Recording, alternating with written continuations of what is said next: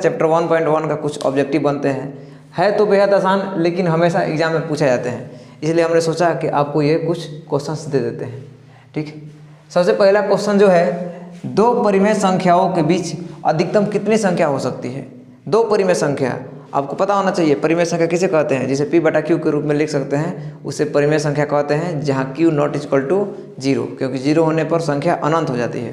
ठीक, तो इसमें क्या कर रहा है, दो परिमेय संख्या, मान लीजिए कोई दो परिमेय संख्या है, कोई भी संख्या ले लेते हैं, जैसे ये 3/4 ले लेते हैं आप, और एक ले लीजिए 4/5। तो अब इसके बीच कितनी संख्या हो सकती है। ठीक, कितनी हो सकती है, अनंत। याद रखिएगा, कितनी हो सकती है, अनंत। अगर आपको सरल भाषा में समझाने की कोशिश करें हम, तो सीधा ऐसे समझिए ना, 3 और 4 के बीच में, कितने के बीच में, 3 और 4 के बीच में आपको तो दिखाई दे रहा है कोई संख्या नहीं है, लेकिन ये भी दो परिमेय संख्या है। कैसे, देखिए 3/1 4/1 P/Q के रूप में लिख दिए हम, तो क्या हो गया, परिमेय संख्या हो गया। अब इसके बीच में कितनी संख्या हो सकती है, अनंत हो सकती है। कहिएगा कैसे, तो देखिए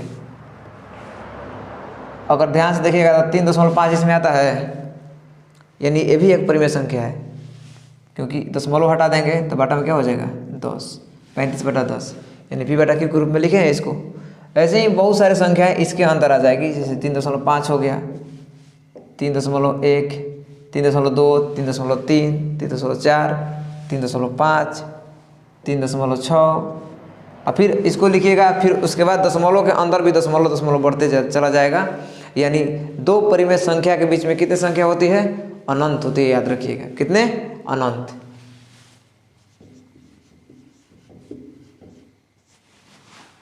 अगला सवाल देखते हैं, निम्नलिखित में से कौन सी अभाज्य संख्या है। ये सवाल बेहद सिंपल है, हम लोग बचपन से ही पढ़ते आ रहे हैं कि अभाज्य संख्या किसे कहते हैं। थोड़ा सा बात जानिए, अभाज्य संख्या वो है जो किसी भी पहाड़ा में ना आए, यानी आप 2 का पहाड़ा पढ़ रहे हैं वो संख्या नहीं आएगी, 3 का भी, यानी किसी का भी पहाड़ा पढ़ने पर वो संख्या नहीं आए। जैसे 3, आप किसी भी संख्या का पहाड़ा पढ़िएगा तो वो नहीं आएगा, जैसे 2 2 4 4 आ गया। ठीक, तो आप कहिएगा 3 के पहाड़ा में तो है, तो याद रखिएगा अभाज्य संख्या किसे कहते हैं, वह संख्या जो खुद से या 1 से कटे, इसके अलावा किसी से भी नहीं कटे, उसे अभाज्य संख्या कहते हैं। ठीक, जैसे 3 क्या है, 3, अब 3 सिर्फ कटेगा किससे, 3 से या 1 से, इसके अलावा किससे कटेगा, तो यह क्या हुआ, अभाज्य संख्या हुआ। याद रखिएगा। ठीक, तो अब इसमें क्या है कि कौन सी अभाज्य संख्या है, इसमें देखते हैं कि कौन नहीं कट रहा है। यहाँ पे देखिए 16, 4 से कट जाएगा, 4 चौके 16, 15 भी कट जाएगा, 5 3 15, 33 भी कट जाएगा, 11 3 33, लेकिन 29 किसी भी संख्या के पहाड़ा में नहीं आता है। कितना, 29 किसी भी संख्या का पहाड़ा में आता है, नहीं आता है। इसका आंसर कौन हो जाएगा, ये वाला। एक और छोटा सा बात जानिएगा, अभाज्य संख्या के बारे में पूछता है प्रश्न हमेशा कि सबसे छोटी अभाज्य संख्या कौन है, सबसे छोटी अभाज्य संख्या।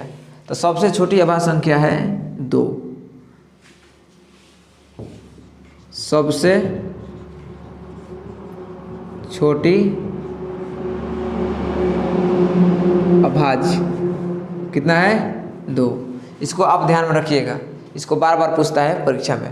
ठीक है, आप कहिएगा 2 अभाज्य संख्या कैसे हुआ, तो 2, यह सिर्फ 2 से कटेगा और सिर्फ कितने से कटेगा, 1 से, इसके अलावा किसी से भी नहीं कटेगा, इसलिए क्या हो गया, ये अभाज्य संख्या हो गया। ठीक, आगे समझते हैं अगला सवाल। अगला सवाल क्या है, पहले इसको मिटा देते हैं थोड़ा सा। अगला सवाल है कि 0.3 पर रेकरिंग, इसको क्या बोलते हैं, हिंदी में बोलते हैं बार, अंग्रेजी में बोलते हैं इसको रेकरिंग, का परिमेय रूप में लघुत्तम रूप लिखिए, मतलब छोटा से छोटा रूप में, यानी परिमेय रूप यानी P/Q के रूप में, कैसे के रूप में, P/Q के रूप में लिखिए और छोटा सा रूप में लिखिए। ठीक, तो जैसे भी अगर 0.3 या कोई भी संख्या हो, 0.3 पर रेकरिंग लेते हैं, इसका मतलब क्या होता है, 0.33333 हमेशा आते जाता है। ठीक है, तो अब इसको कंट्रोल करने के लिए हम लोग क्या बनाते हैं, रेकरिंग। इसका मतलब होता है आगे की ओर बढ़ रहा है। रेकरिंग को हटाने के लिए अगर हम परिमेय संख्या में लिखेंगे तो 3 अब बटा में कितना पे है रेकरिंग, एक संख्या पे, जितने संख्या पे रेकरिंग रहता है यानी बार, उतना बटा में 9 लिखते हैं। एक पे है तो 1 9 लिख देंगे, यानी कितना हो गया 3/9। अब आप इसमें आंसर ढूंढिए 3/9 आपको मिलेगा। अगर आप देखेगा तो है ही नहीं ऑप्शन में, तो बोलेगा तो गलती हो गया। नहीं, इसका सरलतम रूप क्या हो जाएगा यानी लघुत्तम रूप, देखिए 3 एकम 3, 3 त्रिके 9, यानी 1/3। इसका आंसर कितना हुआ 1/3। अब आप देख लीजिए कहाँ है 1/3। ठीक, अगला सवाल आपको समझने के लिए, लेकिन फिर भी एक ऐसा रेकरिंग में था, हमने सोचा कि एक सवाल ये भी पूछा है आपके एग्जाम में, तो आपको इसी के साथ बताते हैं। ये क्या है 23.43 और दोनों पे रेकरिंग है। कितना पे रेकरिंग है, दोनों पे रेकरिंग। ये कैसे बनेगा, आप दिमाग लगाइएगा, जितना आप बोले कब है एक पथ 1 9 लगा दिए, इस पर कब है 2 गो, तो 2 गो 9 लगा देते हैं, कितना बढ़िया बात है। ऐसे 23 4 3 बटा में 9 9, 1 9 इसके लिए 1 9 इसके लिए, ये आंसर। लेकिन ये ऐसे होता नहीं है, याद रखिएगा। डायरेक्टली अगर किसी चीज़ को एक पकड़ के उसको मार दीजिएगा तो गड़बड़ हो जाएगा। इसके लिए आपको थ्योरी समझना चाहिए कि दशमलव के बाद यानी इधर पहले, दशमलव के पहले है ना, जितना संख्या है टोटल में से उतना को घटाना पड़ता है। यानी 23 43 से हम कितना घटाएंगे, आप बताइए 23 घटाएंगे। 3 में से 3 गया 0, 4 में से 2 गया 2, 3 हो गया, ये 2 हो गया। अब हमारे सामने कितना आया 23 20। अब देखिए कितना ब्रेक रिंग था, तो 2 संख्या ब्रेक रिंग था, यानी उतना 9 लगा देंगे 2। ये हमारा हुआ आंसर, यानी इसका आंसर कितना हो जाएगा 23 20 बटा में 99। इसको आप लोग ध्यान दीजिए, रखिएगा, ठीक है। अगला सवाल है कि 7 + 3√2 है, यानी पूछ रहा है कि परिमेय है कि अपरिमेय है या कोई और है। ज़्यादातर ऐसा सवाल आपसे पूछेगा कि परिमेय है कि अपरिमेय। याद रखिएगा, कभी भी अगर कोई भी संख्या रूट से बाहर न निकल पाए तो उसको बोलते हैं अपरिमेय संख्या। क्या बोलते हैं, अपरिमेय संख्या। क्योंकि यहाँ पर सब तो रूट से बाहर है, लेकिन ये वाला 2 किस में है, रूट में है। इसके अलावा अपरिमेय संख्या के बारे में और कुछ क्वेश्चंस पूछते हैं, जैसे पाई क्या है। ये तो एग्जाम बोर्ड का एकदम पूरा पसंदीदा सवाल है कि पाई एक क्या है, तो अपरिमेय संख्या। और √2 क्या है, अपरिमेय संख्या। √3 क्या है, अपरिमेय संख्या। √4 अपरिमेय संख्या नहीं है, क्योंकि ये 2 इसमें से क्या निकल जाता है, बाहर निकल जाता है। तो ये कितना हो गया, तो पाई √2 √3 ये सब परिमेय संख्या से बाहर नहीं निकल पाते हैं, इसलिए क्या होता है, अपरिमेय संख्या होता है। अगला सवाल देख लीजिए, ये सवाल बहुत ही बढ़िया है। ठीक, थोड़ा सा पहले इसको क्या करते हैं, मिटा देते हैं। अगर आपको लिखना होगा तो लिख लीजिएगा, ठीक है।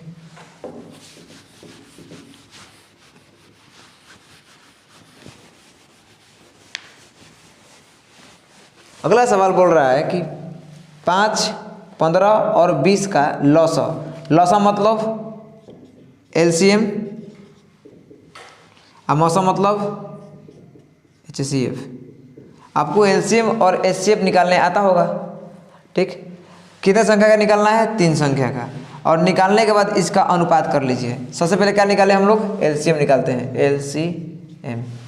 5 15 और 20 का, 5 हो गया, 15 हो गया, 20 हो गया।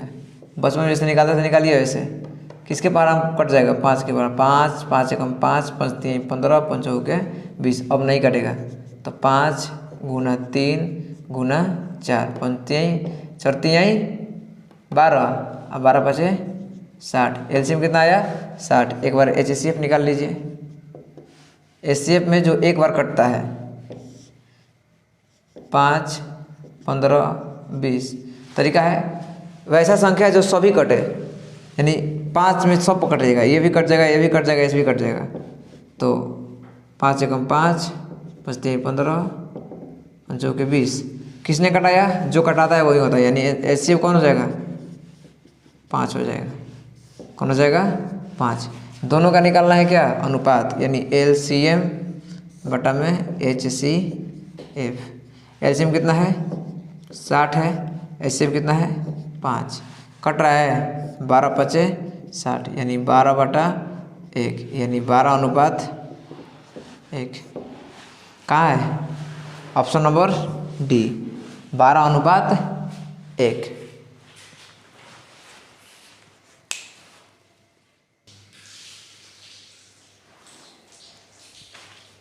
आशा करते हैं दोस्तों आपको ये सवाल समझ में आए होंगे। मिलते हैं अगली वीडियो में, तब तक के लिए धन्यवाद। Thank you very much.